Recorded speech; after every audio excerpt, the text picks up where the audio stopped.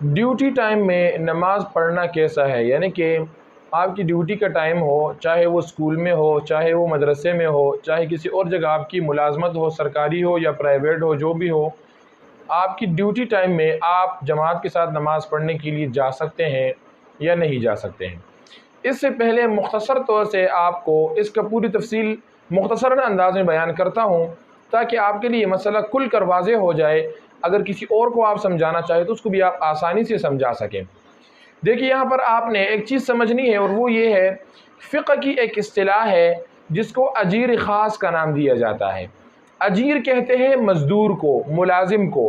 اور خاص کو کہتے ہیں، جس طرح کہ ایک عام شخص ہوتا ہے، ایک خاص شخص ہوتا ہے، تو اس کا اجیر خاص دونوں کو ملا کر کے اس کا مطلب ہوا خاص ملازم۔ اور اس کی تعریف دوسرے الفاظ میں آپ یہ بھی کر سکتے ہیں، یہ بھی علماء نے ذکر کیا ہے کہ اجیر خاص وہ شخص ہوتا ہے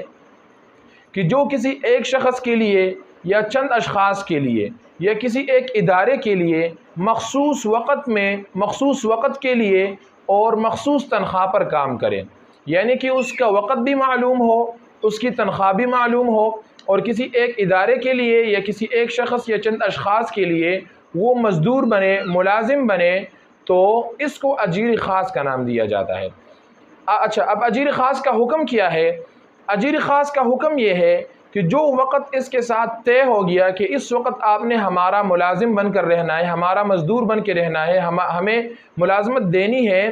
ملازمت کے کام سر انجام دینے ہیں، تو اس دوران یہ دو چیزوں کے علاوہ کوئی بھی کام نہیں کر سکتا۔ یعنی کہ اس دوران اگر یہ کوئی اور کام کرنا چاہے، کسی اور جگہ جائے، کوئی اور کام کرنا چاہے، بیچ میں اپنی کمائی کرنا چاہے، تو اس کو اجازت نہیں ہے شرعاً۔ اس کو صرف اور صرف دو چیزوں کی اجازت ہے، ایک ہے عبادات اور دوسرا ہے اس کے حوائج اصلیہ۔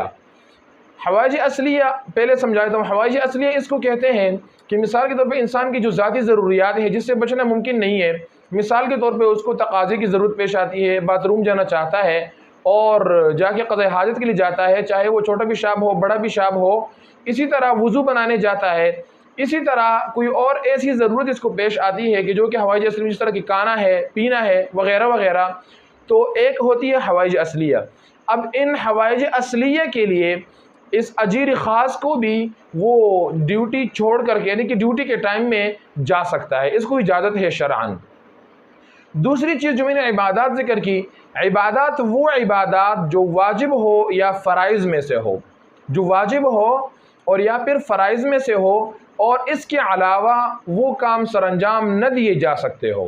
اس کے علاوہ وہ کام سر انجام نہ دیے جا سکتے ہو، واجب ہو اور فرائض میں سے ہو، تو ایسے کام میں ڈیوٹی ٹائم میں بھی بغیر کسی اجازت کے، یعنی کہ بغیر کسی باس کی اجازت کے یا ادارے کی اجازت کے آپ جا کر وہ کام سر انجام دے سکتے ہیں۔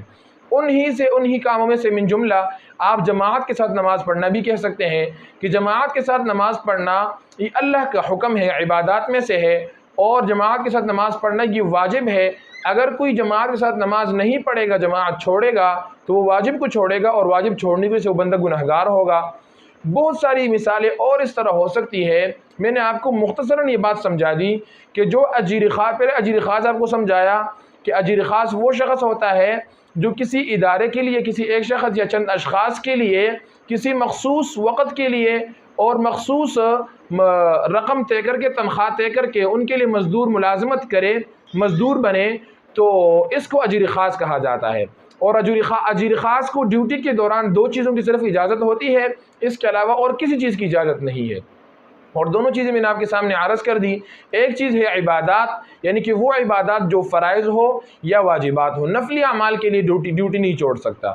تو ایک ہے واجبات اور فرائض، ان دونوں چیزوں کے لیے بغیر کسی اجازت کے بھی وہ چھوڑ کر کے جا سکتا ہے اور وہ اعمال سر انجام دے سکتا ہے۔ اس طرح دوسری چیز حوائج اصلیہ، میں نے آپ کو بتایا کہ ایسے کام جو کہ عام انسانی ضروریات ہو، جس طرح کہ کھانا ہو گیا، پینا ہو گیا، اسی طرح واش روم کے لیے جانا ہو گیا، چھوٹے پیشاب کے لیے، بڑے پیشاب کے لیے، وغیرہ وغیرہ، جو انسان کی اپنی ذاتی ضروریات ہے، تو اس کے لیے بہت سے جو اس کا بڑا ہو، ادارہ ہو، اس سے پوچھے بغیر بھی بندہ وہ جا سکتا ہے۔ آسان سی بات، یہ دو چیزوں کے لیے اجازت ہے اجیر خاص کو، اس کے علاوہ اور کسی چیز کی اجازت نہیں ہے۔ تو نماز جماعت کے ساتھ پڑھنا یہ بھی عبادات میں سے آتا ہے۔ اس وجہ سے بلا شک و شبہ اگر باس اجازت نہ دے یا اس کی اجازت نہ بھی ہو تب بھی وہ بندہ جا سکتا ہے اور نماز پڑھ سکتا ہے۔ لیکن اس کے بہترین حل ایک اور طریقہ یہ بھی ہو سکتا ہے کہ بعض جگہوں پر جہاں پر ملازمت ہو تو اس جگہ پر ایک نہیں دو نہیں 3-4 بندے ہوتے ہیں۔ مثال اگر اس طرح کی صورتوں کی 3-4 بندے ہو ایک دکان پر، ایک شاپ پر، ایک یا کسی اور کمپنی وغیرہ پر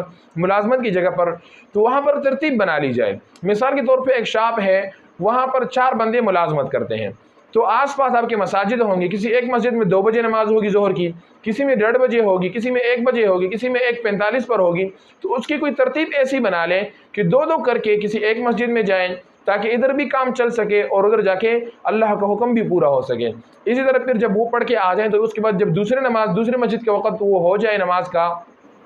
تو پھر جو باقی 2 رہ گئے ہوں وہ دونوں جا کر کے جماعت ادا کر لے، اور اس طریقے سے سب کچھ وہ، تاکہ جو ادارہ ہے جو دکان والا ہے اس کا بھی نقصان نہ ہو اور آپ کے عبادات بھی بجا ہو سکے۔ تو آسان سی بات یہی ہو گئی کہ اجیر خاص، یہ جو